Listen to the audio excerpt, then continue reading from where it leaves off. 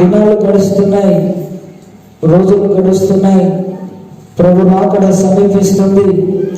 జనం మీదికి జనం, దేశం మీదికి దేశం, అక్కడక్కడ కరువులు, భూకంపాలు, తెగులు, శాపం, రోగాలు, మరణాలు ఇదంతా విస్తరించబడుతున్న రోజుల్లో ఉన్నాం. మనం ప్రభు రాకడకు సిద్ధపడాలి. చాలా మంది ఇంకా ఆదివారం మందిరానికి రావడానికే సిద్ధపడట్లేదు. విచారం, బాధ. ప్రభు రాకడకు సిద్ధపడవలసిన క్రైస్తవులు ఇంకా దేవుని మందిరానికి, దేవుని సన్నిధికి రాలేకపోతున్నారు. దేవుని సన్నిధిలో గడపలేకపోతున్నారు. దేవుని సన్నిధిని ప్రజలు అనుభవించలేకపోతున్నారు. ఇదెంతో విచారకరమైన విషయమని దైవజనునిగా మీకు హెచ్చరిస్తున్నాను. ప్రభు రాకడ సమీపించింది. మన అంతము మనకు ఇర్మియా గ్రంథం 31వ అధ్యాయము 13వ వచనాన్ని, వారి దుఃఖమునకు ప్రతిగా సంతోషమిచ్చి వారిని ఆదరించెదను.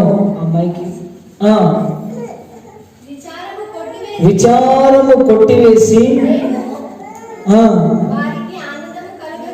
వారికి ఆనందము కలగజేతును. కన్యకలు, యవనులు, వృద్ధులు కూడి నాట్యమందు సంతోషించెదరు. నీ అంగలార్పును నాట్యముగా మార్చే దేవుడు, నీ దుఃఖాన్ని సంతోషంగా మార్చే దేవుడు, నీ విచారమును కొట్టివేసి ఏం చేస్తాడట? ఆనందమును కలుగజేసే దేవుడు. సామెతల గ్రంథంలో ఒక మాట రాయబడింది, 12వ అధ్యాయము 25వ వచనం. ఒకని హృదయములోని విచారము దానిని కృంగజేయును. చూడండి, విచారము అనేది మనిషిని కృంగదీస్తుంది, మనిషిని బాధిస్తుంది. కీర్తనల గ్రంథం 6వ కీర్తన 7వ వచనం. కృంగిపోతున్నాం. విచారం వల్ల ఏం కలుగుతుంది? కనులకు ఏం పడుతుంది? గుంటలు పడుతున్నాయి. ఇంకొక మాట చూడండి, అదే కీర్తనలు 31:9వ వచనం. యెహోవా, నేను ఇరుకున పడి ఉన్నాను, నన్ను కరుణింపుము. చూడండి, విచారము వలన నా ప్రాణము, నా దేహము క్షీణించుచున్నవి. విచారం వల్ల ఏమో మనిషి కృంగిపోతున్నాడు.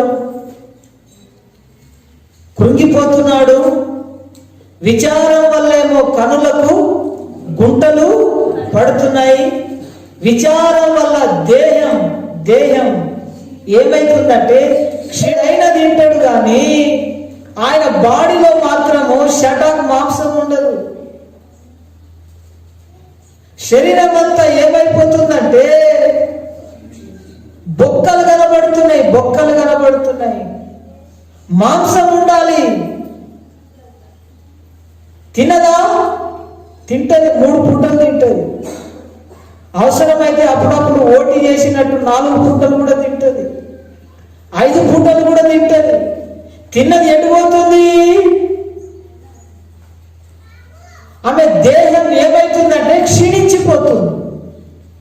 దేహము ఎందుకు క్షీణించిపోతుంది? కనులకు గుంటలు పడుతున్నాయి. ఎందుకు? ఒక వ్యక్తి రోజు రోజుకు ఎందుకు కృంగిపోతున్నాడు? రోజు రోజుకు ఎందుకు అనారోగ్య పాలైపోతున్నాడంటే దానికి గల కారణం ఏంటంటే విచారం. అయ్యో, నా భర్త చచ్చిపోయాడని ఒకళ్ళకు విచారం. అయ్యో, నా తండ్రి చచ్చిపోయాడని ఒకళ్ళకు విచారం. విచారం అంటే చింత.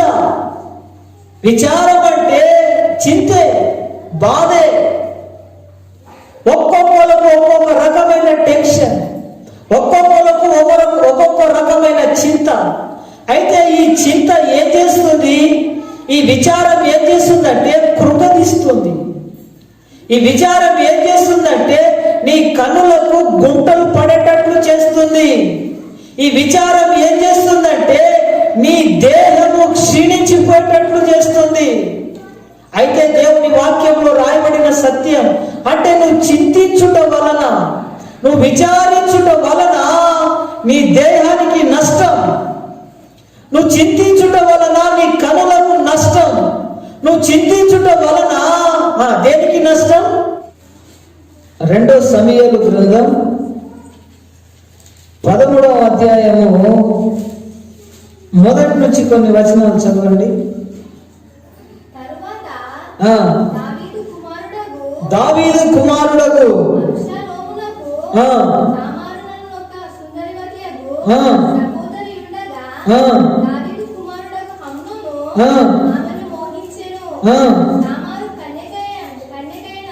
తామారు కన్యకైనందున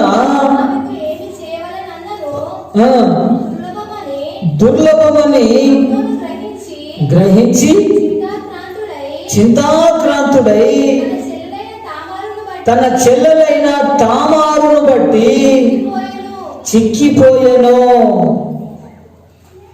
ఇంతకుముందు ఏం చూసాము? దేహము క్షీణించిపోతుంది, దేహము చిక్కిపోతుంది. దేని వల్ల? విచారము వల్ల, చింత వల్ల. నేను అప్పుడప్పుడు చెప్తాను కదా, బతికి ఉన్న మనిషినేమో చింత కాలుస్తుంది, చనిపోయిన వ్యక్తినేమో అగ్ని కాలుస్తుంది. అంటే చింత అనేది ఎట్లాంటిదంటే అగ్ని కంటే కూడా ప్రమాదమైంది. చనిపోయిన వ్యక్తిని సహజంగా అగ్ని కాలుస్తుంది కానీ బ్రతికి ఉన్న వ్యక్తిని ఏం కాలుస్తుందంటే చింత కాలుస్తుంది. ఇతడు ఉన్నాడు, ఇతని పేరేం పేరు? అమ్నోను. రోజు రోజుకు చిక్కిపోతున్నాడు. రోజు రోజుకు ఏమైపోతున్నాడంటే క్షీణించిపోతున్నాడు. రోజు రోజుకు ఆ వ్యక్తి ఏమైపోతుందంటే బలహీనం చెందుతున్నాడు. రోజు రోజుకు అతని కన్నులు ఏమైతున్నాయంటే గుంటలు పడుతున్నాయి.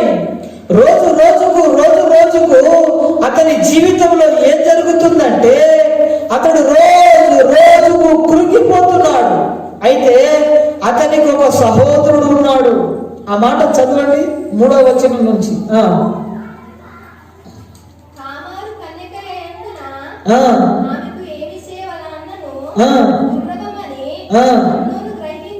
అమ్నోను గ్రహించి చూడండి చింతాక్రాంతుడై చూడండి తన చెల్లెలైన సహోదరుడు ఒకడు, స్నేహితుడు ఒకడు ఉండెను. దావీదు సహోదరుడైన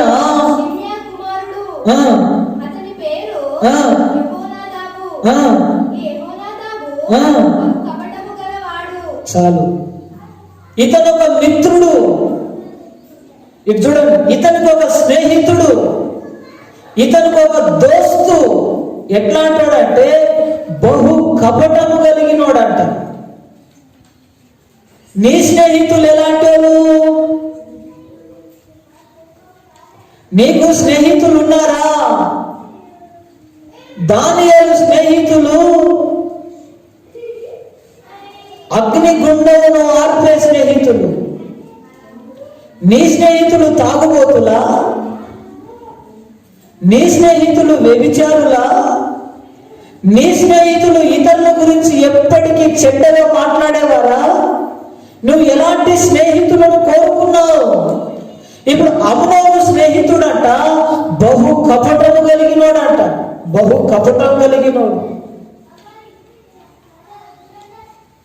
కపటం కలిగినోడు, చెడుతనం కలిగినోడు, మోసం కలిగినోడు.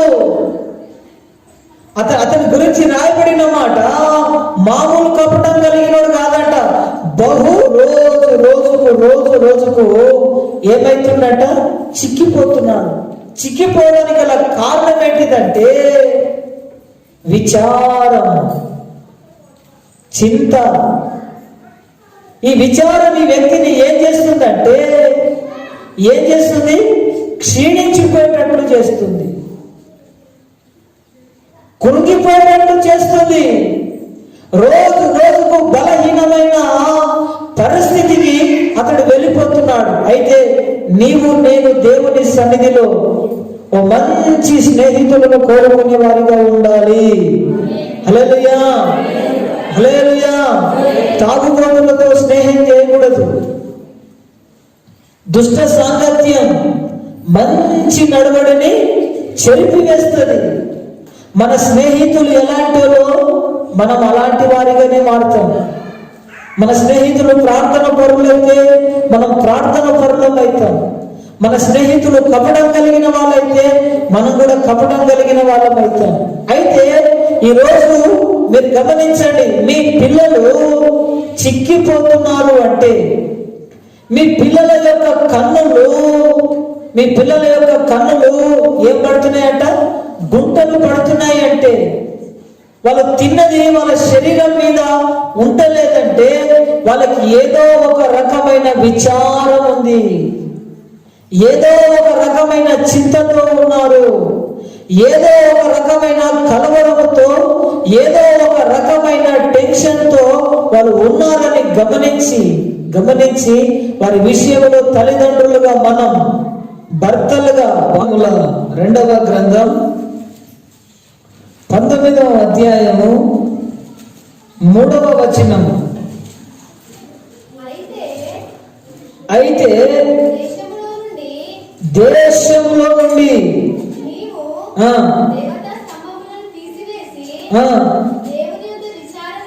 చూడండి, దేవుని యొద్ద విచారణ చేయుటకు నీవు మనసు నిలుపుకొని ఉన్నావు.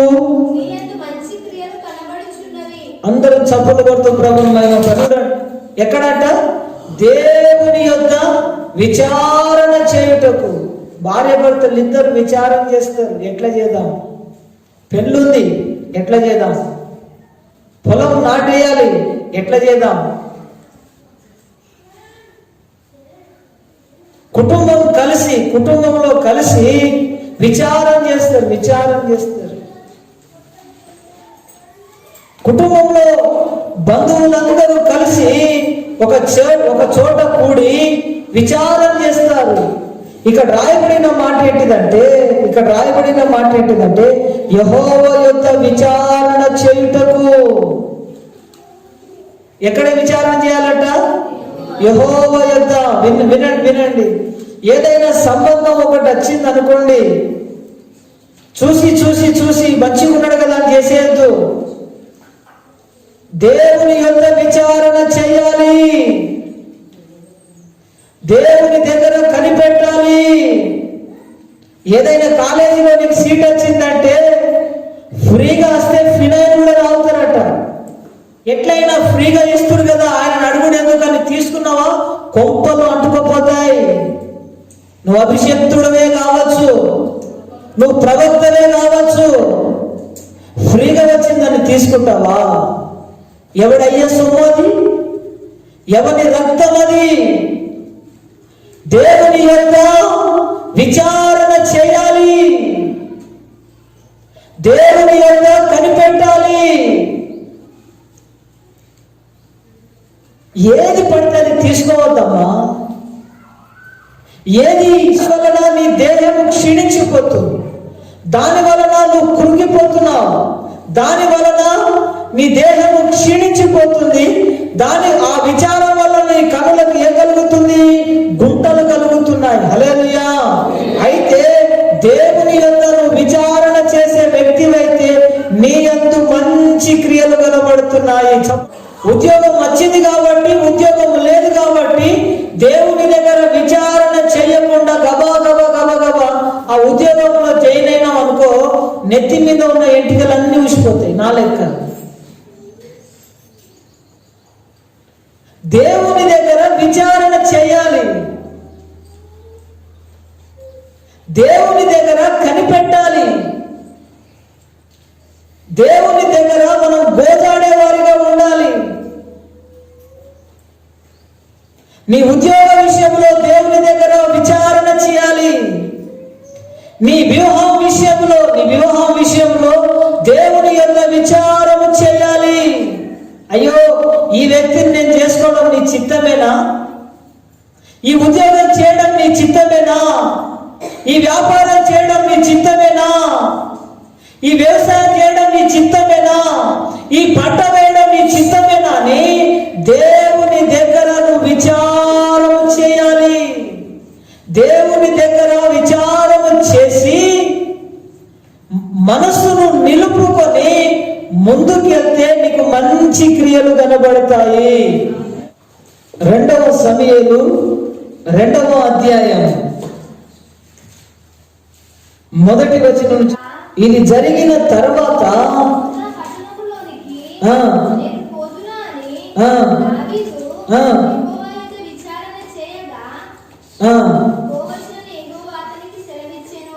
ఎక్కడ విచారణ చేసిందట? యెహోవా యొద్ద, దేవుని యొద్ద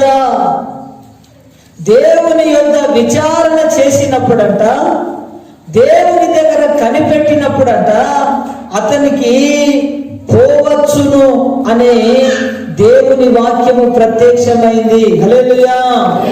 ఈ ఉద్యోగం చెయ్యన్నా లేదా నేను విచారణ చేసినప్పుడు ఆ ఉద్యోగం చేయమని దేవుడు చెప్తే ఆ ఉద్యోగం చేయాలి.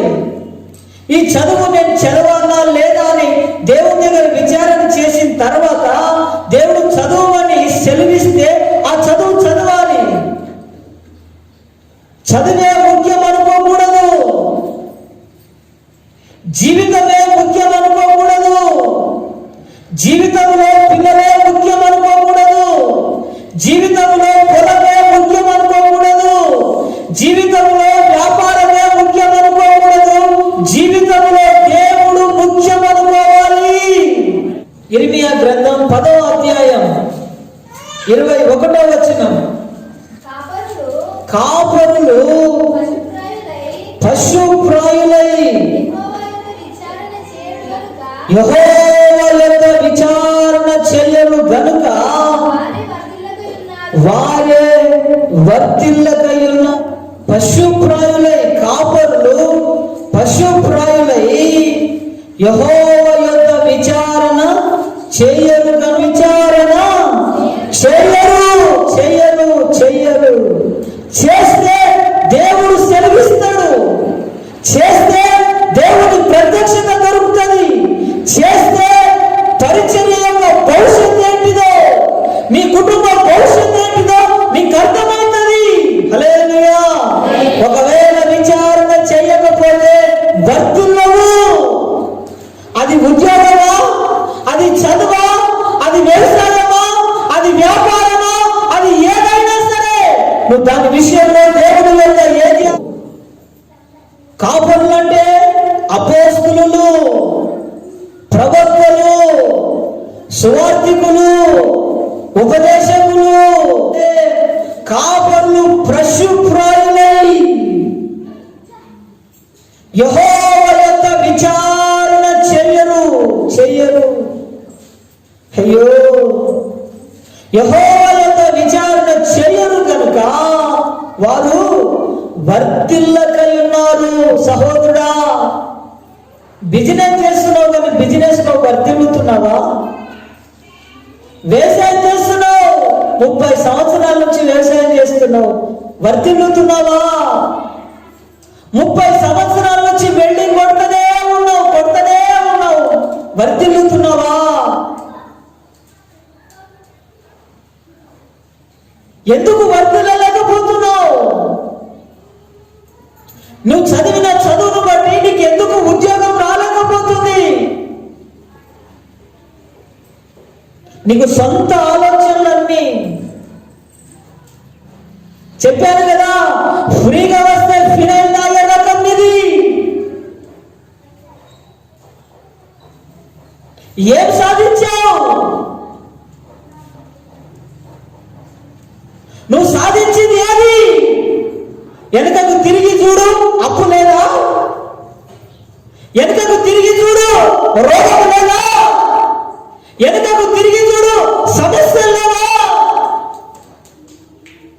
ఈ సమస్యలన్నిటికీ కారణం, ఈ రోగానికి గల కారణం ఏంటిదంటే దేవుని యొక్క విచారణ చేసే మనసు లేదే. దావీదు ఒక రాజు ఉండి, ఒక నాయకుడు ఉండి, ఒక అధికారి ఉండి యెహోవా యొక్క విచారణ చేయగా అని రాయబడింది.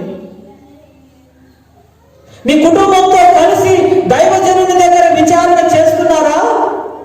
మందిరానికి వచ్చి మందిరంలో విచారిస్తున్నారా? ఆడితే ఆట, పాడితే పాట, సాగితే సాగుడు అనుకుంటున్నావా?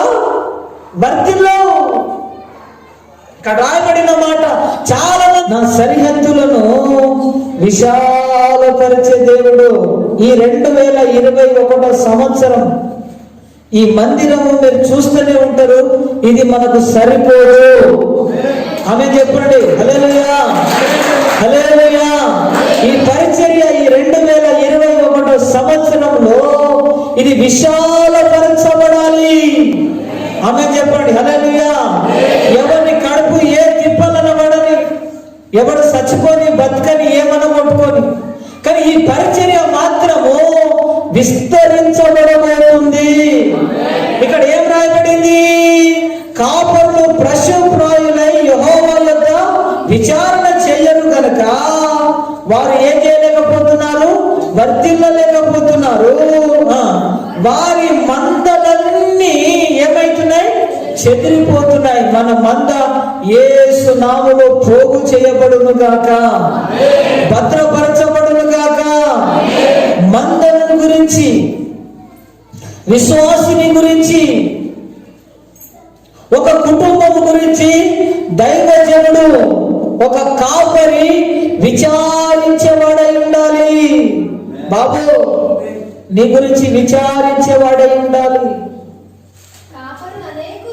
కాపరులు అనేకులు నా ద్రాక్ష తోటలను చెరిపివేసి ఉన్నారు, నా సొత్తును త్రొక్కివేసి ఉన్నారు, నాకిష్టమైన పొలమును పాడుగాను చేసి ఉన్నారు. దాన్ని పాడు చేయగా అది పాడై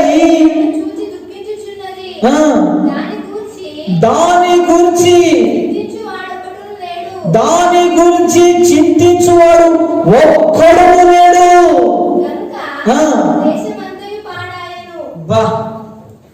దేశమంతా పాడాయను. విను,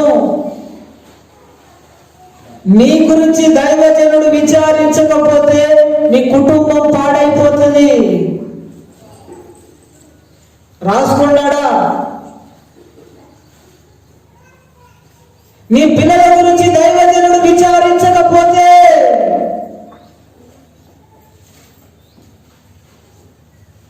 మా గురించి నీకెందుకు అయ్యారంటవా? నీ బతుకు నువ్వు బతుకంటావా?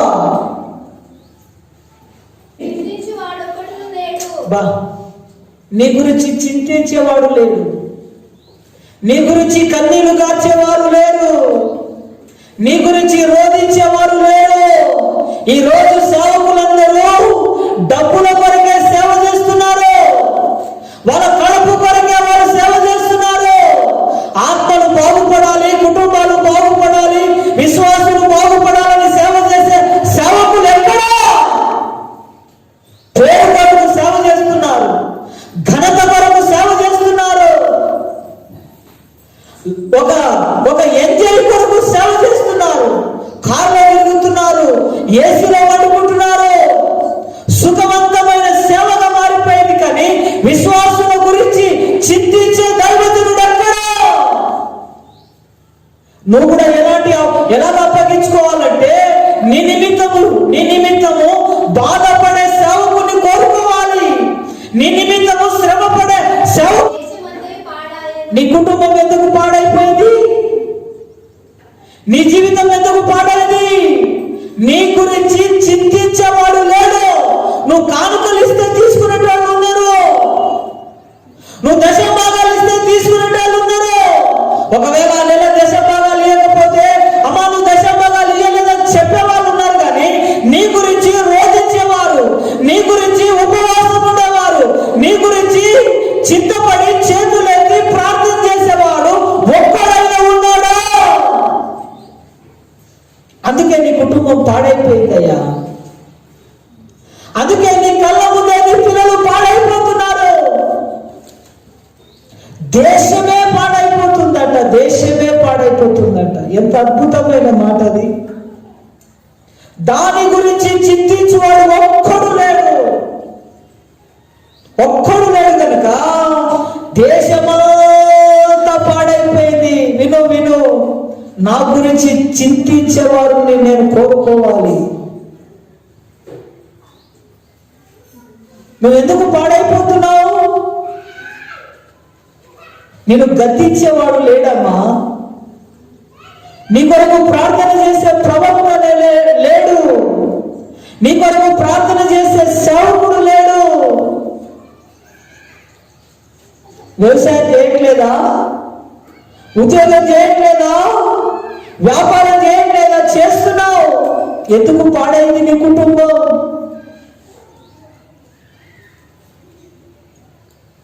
సేవకుల గురించి రాయబడిన మాట ఏంటిదంటే కాపరులు అనేకులు నా ద్రాక్ష తోటను చెరిపివేసి ఉన్నారు, నా సొత్తును త్రొక్కివేసి ఉన్నారు, నాకు ఇష్టమైన పొలమును పాడు చేసి ఉన్నారు. నువ్వు ఎట్లా బాధపడాలంటే అయ్యగారు మమ్మల్ని పట్టించుకుంటలేడు, అయ్యగారు మా ఇంటికి వస్తలేడు, అయ్యగారు మా ఇంట్లో పండుకుంటలేడు, అయ్యగారు మా ఇంట్లో భోజనం చేయట్లేదు అని చింతపడాలి, బాధపడాలి, ప్రసవేదన పడాలి.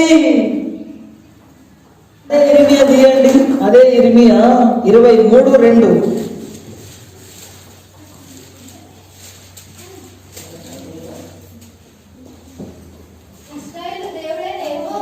చూడండి, ఇర్మియా గ్రంథం 23:2. ఇశ్రాయేలు దేవుడైన యెహోవా తన జనులను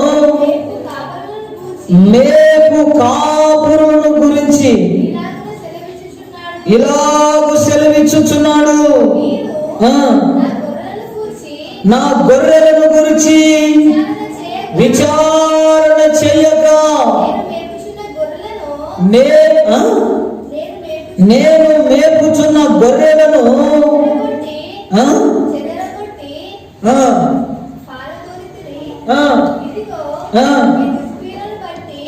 మీ దుష్క్రియలను బట్టి మిమ్ములను శిక్షించబోచున్నాను. హల్లెలూయా. ఆయన గురించి నేనేం చేయాలంటే విచారించేవాడిగా ఉండాలి. దైవజనుడు నీ గురించి విచారిస్తుండా? ప్రతిదానికి మా సేవకుడు అవమానపడతాడు, ప్రతిదానికి ఆర్గ్యుమెంట్ చేస్తాడు, ప్రతిదానికి కౌంటర్ ఇస్తాడు అనుకుంటున్నావా? అలా లేకపోతే నీ కుటుంబం పాడైపోతుంది. నీ నిమిత్తము కాపరి విచారించకపోతే నీ కుటుంబం పతనమైపోతుంది. నీ నిమిత్తము దైవజనుడు విచారించకపోతే నీ కుటుంబం ఎడారిగా మారిపోతుంది. నీ అడ్రస్లన్నీ గల్లతైపోతాయి. నీకొకటే ఉండాలి, ప్రభా మా దైవజనుడు నా గురించి విచారించాలయ్యా, దైవజనుడి ప్రార్థనలో మేము ఉండాలయ్యా, దైవజనుడు మోకరించినప్పుడల్లా ఆ ప్రార్థనలో నేను గుర్తుకు రావాలయ్యా. నీ సేవకుడు నన్ను గద్దించాలయ్యా, నీ సేవకుడు నన్ను హెచ్చరించాలయ్యా, మా గురించి మా దైవజనుడు విచారించాలని దేవుని సన్నిధిలో మీరు అలా బ్రతుకుదురుగా. ఆ దానియేలులాగునా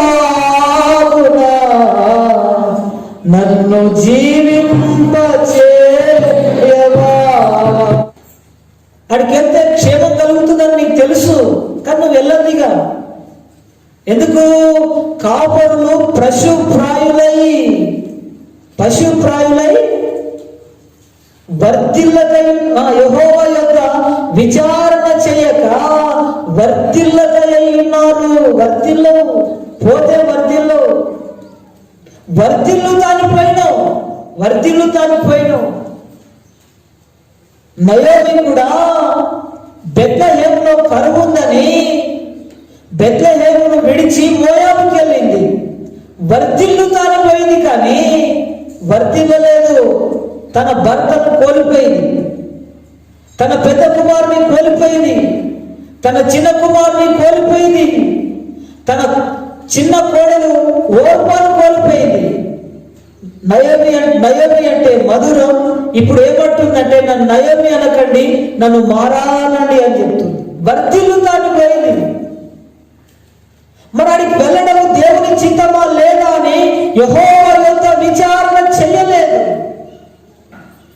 కరువు ఉంది కదా అని వెళ్ళింది. కానీ ఆమోసు గ్రంథం 6వ అధ్యాయము 1వ వచనం, సియోనులో నిర్విచారముగా ఉన్న వారికి శ్రమ. అందరు చెప్పండి మాట. వారికి శ్రమ, విచారము లేని వారికి. ఇంతకుముందు ఏం చూసాము? విచారము వల్లేమో కృంగిపోతున్నాడు, విచారం వల్లేమో క్షీణించిపోతున్నాడు. విచారం వల్ల ఏం చేస్తున్నాడు? దేహము క్షీణించిపోతుంది. విచారం వల్ల రోజు రోజుకి ఏమైతుండు? చిక్కిపోతున్నాడు. కానీ ఇక్కడ రాయబడిన మాట, సియోనులో నిర్విచారముగా ఉన్న వారికి, సియోనులో నిర్విచారముగా ఉన్న వారికి శ్రమ. అందరు చెప్పండి, పక్కలతో చెప్పండి. సియోనులో చెప్పండి, పక్కలతో చెప్పండి. సియోనులో నిర్విచారంగా ఉన్నవారికి శ్రమ. ఎక్కడా? అరే, నీ పొలములో విచారముతో ఉంటావా, నిర్విచారంతో ఉంటావా? ఒరా చేయాలి, నారేయాలి. ఏమేయాలి? మందు చల్లాలి, కైకిలో వస్తువు విచారంతో ఉంటావు. ఇల్లు ఉడవాలి, బాసాలు తోమాలి, ఎంగిలి ప్లేట్లు కడగాలి, సాన్పేయాలి, అలుపుతలు చేయాలి, పాసిపోయినాయి, బూసిపోయినాయి అన్ని వాడాలి. ఏం కలిగి ఉన్నారు? చెప్పండి, ఏం కలిగి ఉన్నారు? విచారం కలిగి ఉన్నారు. మార్తా, ఓ మార్తా, నువ్వు విచారం కలిగి ఉన్నావు అని చెప్పాడు. ఇప్పుడు ఇక్కడ రాయబడిన మాట, నీ పొలము గురించి విచారం కలిగి ఉన్నావు, నీ ఇంటిని గురించి విచారం కలిగి ఉన్నావు, నీ బిడ్డను గురించి విచారం కలిగి ఉన్నావు, నీ కొడుకును గురించి విచారం కలిగి ఉన్నావు. నీ బిడ్డను మంచి చదివియాలని విచారం ఉంది, నీ బిడ్డకు మంచి భర్తనియాలనే విచారం ఉంది, నీ కొడుకుకు మంచి సంబంధం తీసుకురావాలి. మంచి సియోను అంటే మందిరం, సియోను అంటే చర్చి. ఇప్పుడు నువ్వు చర్చిని గురించి ఏం కలిగి ఉండాలంటే విచారం కలిగి ఉండాలి. ఏ విచారం? నువ్వు పక్కకు కూర్చున్నావు కదా, నీ పక్కకు ఖాళీ స్థలం ఉంది. అయ్యో, ఈ స్థలం ఖాళీగా ఉందయ్యా, ఈ స్థలంలో కూర్చునే వ్యక్తి రాలేడయ్యా. పోయిన వారం వచ్చిన వ్యక్తి ఆదివారం మందిరానికి రాలేదయ్యా. విచారం లేదా? నీకు పట్టింపు లేదా? నీకు భారం లేదా? నీకు భారం లేకపోతే శ్రమలు వస్తాయి. ఒక విశ్వాసి, వినండి, చూడండి, ఒక విశ్వాసి ఆదివారం మందిరానికి వచ్చిందంటే, అన్నా మీరు ఎక్కడి నుంచి వచ్చారు? మీ ఊరేది, మీ పేరేది, మీ సమస్య ఏదని, మీ సమస్య ఏదని మొదటి విశ్వాసులు ఇప్పుడు వచ్చిన విశ్వాసిని ఏం చేయాలంటే పలకరించాలి. వారి దగ్గరికి వెళ్ళి వాళ్ళ నంబర్ తీసుకోవాలి. అన్నా, ఈ ఆదివారం మీరు వచ్చారు కదా, మళ్ళొచ్చే ఆదివారం రండన్నా అని చెప్పాలి. ఒకవేళ మళ్ళొచ్చే ఆదివారం అన్న రాలేడనుకో, ఇంటికి పోయిన అసలు వాళ్ళ కుటుంబంలో ఏమైనా సమస్యలు ఉన్నాయా? వాళ్ళ ఇంట్లో ఎవరైనా చచ్చిపోయారా? అసలు ఆ కుటుంబం ఈరోజు ప్రార్థనకి ఎందుకు రాలేదు అని విచారం కలిగి ఉండాలి. వచ్చినోడు వచ్చిందే చాలు, పోయినోడు పోయినట్టేనా? అలాంటి బ్రతుకును బ్రతికితే శ్రమల పాలైతావు, కష్టాల పాలైతావు. ఎవరైనా సంఘానికి వస్తే, కొత్త వాళ్ళు ఎవరైనా వస్తే వాళ్ళందరితో మొదటి విశ్వాసులు అందరూ వెళ్ళాలి, వారితో మాట్లాడాలి, వారిని పలకరించాలి, వారిని దర్శించాలి, వారి క్షేమం ఏదో, వారి అవసరత ఏదో గుర్తించి, అక్క మీ బాధ ఏదో చెప్పండి, అక్క అన్నా మీ సమస్య ఏదో చెప్పండి అని, మీ నిమిత్తం మేము ప్రార్థన చేస్తామని వాళ్ళ అవసరతను మీరు అడిగి వాళ్ళు చెప్పారు. వాళ్ళు వచ్చిందే కొత్తగా కదా. నువ్వెట్లా మీకు అనుకున్నట్లు మీకు అనుకూలంగా ఉండాలని నేను బోధించను, నా వల్ల కాదు. ఎందుకంటే మీరు నన్ను పోషిస్తలేరు. నా యేసయ్య నన్ను పోషిస్తున్నాడు కాబట్టి నా యేసయ్య కొరకే నేను బోధిస్తాను. హల్లెలూయా చెప్పండి. యేసయ్య గురించే బోధిస్తాను, యేసయ్య కొరకే చచ్చిపోతాను. హల్లెలూయా. నీకు విచారం ఉందా? నీ భార్య గురించి విచారం ఉంది, నీ కొడుకు గురించి విచారం ఉంది, నీ పొలం గురించి విచారం ఉంది, నీ వ్యాపారం గురించి విచారం ఉంది, నీ హాస్పిటల్లో రోగులు వస్తారని విచారం ఉంది, అసలు వెడ్డింగ్ పని వస్తారని విచారం ఉంది. కానీ దేవుని సంఘములో నేను ఒక్కని వెళ్తున్నాను ఎప్పుడైనా విచారం ఉందా? నువ్వెందుకు ఒక విశ్వాసిని దేవుని మందిరానికి తీసుకొని రాకూడదు? నువ్వెందుకు ఆ పని చేయకూడదు? ప్రభా, నీ మందిరం ఖాళీగా ఉందయ్యా, నీ మందిరంలో పాటలు పాడేవారు లేరయ్యా, నీ మందిరంలో వాక్యం బోధించేవారు లేరయ్యా. ఒకవేళ మా దైవజనునికి ఈరోజు ఏదైనా అనారోగ్యం వచ్చింది, పడుకున్నాడు అనుకో, ఆదివారం వాక్యం చెప్పేవారు ఎవరయ్యా? మా సేవకుడు ఉన్నప్పుడే వాక్యం చెప్పగలిగే దమ్ము కలిగిన ఒక విశ్వాసాన్ని మీరు లేపండి. విచారముతో బ్రతకాలి.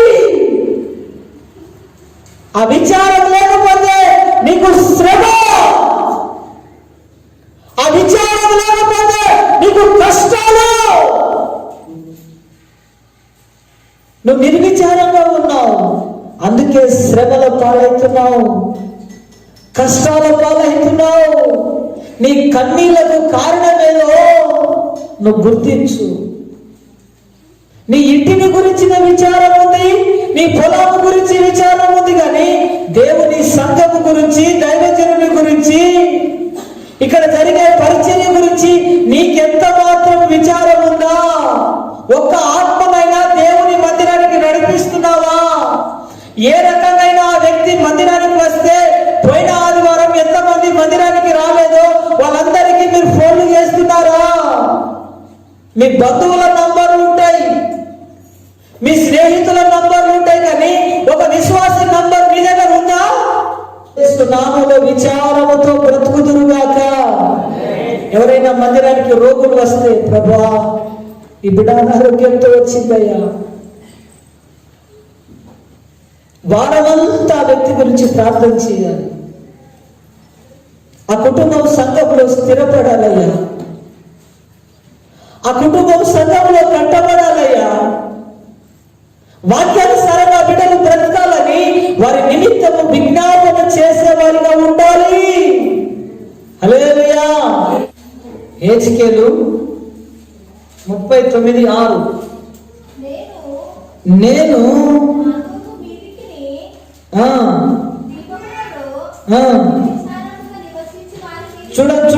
చూడండి నిర్విచారముగా నివసించు వారి మీదికి బా ఏం పంపిస్తాడంట?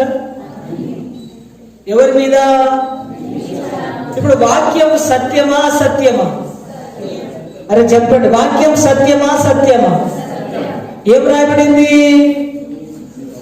చెప్పండి, ఆ మాట చదవండి. నిర్విచారముగా ఉన్నవారి మీదికి అగ్ని పంపెదను. ఇంతకుముందు ఏమన్నాడు? సియోనులో తెరవండమ్మా, సియోనులో చదువు రావాలకి ఇది చాలా మేలు. సియోనులో నిర్విచారంగా ఉన్న వారికి శ్రమ. ఇక్కడ ఏమన్నాడు? అగ్ని. అగ్ని ఏం చేస్తుంది? మంచిగా ఉన్నావు ప్రసాద్, మంచిగా ఉన్నావు అంటదా? మంచిగా ఉన్నావు జశ్వత్ అంటదా? అగ్ని స్వభావం ఏది అమ్మా చెప్పండి, అగ్ని స్వభావం ఏది? అగ్ని నీ మీద పడితే నీకేమనిపిస్తుంది? విచారంగా ఉన్న బ్యాచ్ ఇది. విను, నిర్విచారంగా ఉంటే శ్రమల పాలవుతావు. నిర్విచారంగా ఉంటే చెప్పండి అయ్యా అగ్ని పాలవుతావు. ఏ పాలు? మిమ్మల్ని మీరు అగ్నికి అప్పగించుకుంటారా? మిమ్మల్ని మీరు శ్రమకు అప్పగించుకుంటారా? లేకపోతే మిమ్మల్ని మీరు దేవుని సన్నిధికి అప్పగించుకుంటారా? హల్లెలూయా. అమ్మా నీ భర్త రాలేడు కదా, ఆ భర్త రాలేడు కదా, అయ్యా నా భర్త రాలేడయ్యా, అయ్యా నా కొడుకు రాలేడయ్యా అని ఏముండాలంటే విచారం ఉండాలమ్మా.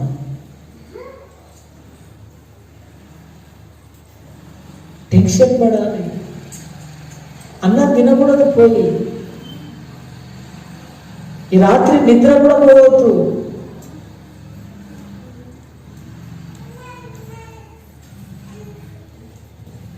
నువ్వే ఇటు వచ్చినావా? నువ్వు నేను ఇటు పోతా, నువ్వు డ్యూటీ చేసిరా, నేను ఈ డ్యూటీ చేసేస్తా అంటావా?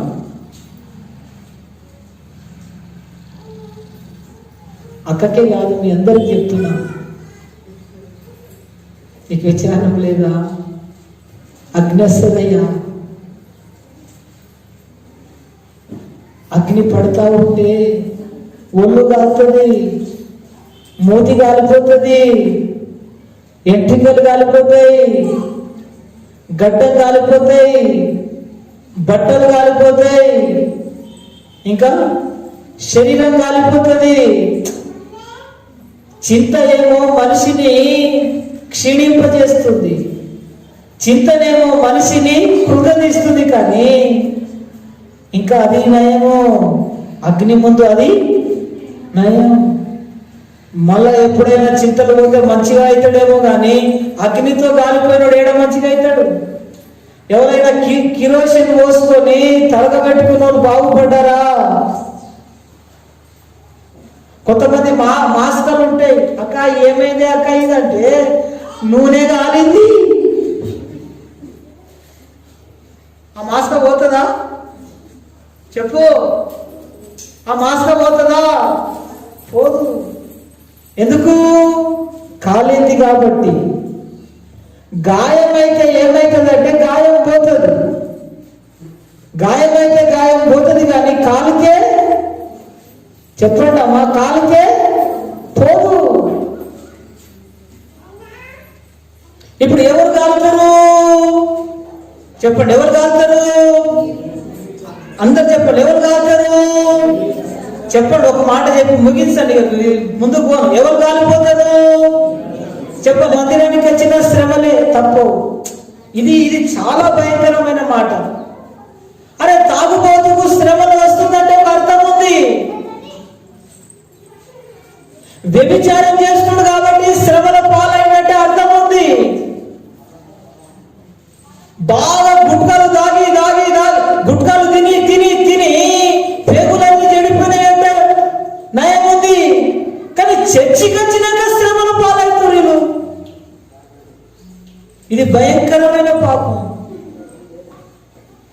వాడేమో తాగి ఖరాబ్ అయిపోయాడు, మనం మందిరానికి వచ్చి ఖరాబ్ అవుతున్నాం. దేనికి దేనికి? నిర్విచారంగా ఉండడం వల్ల. హల్లెలూయా. అందరూ ఈ మందిరం యొక్క భారం, ఈ పరిచర్య భారం, ఇంకొక విశ్వాసి మందిరానికి రావాలనే భారం మీ భుజాల మీద మీరు మోసుకుందురుగాక. హల్లెలూయా. మారాలి. కనీసం ఈ రంగంపేటకు 100 గ్రామాల నుంచి ఒక్క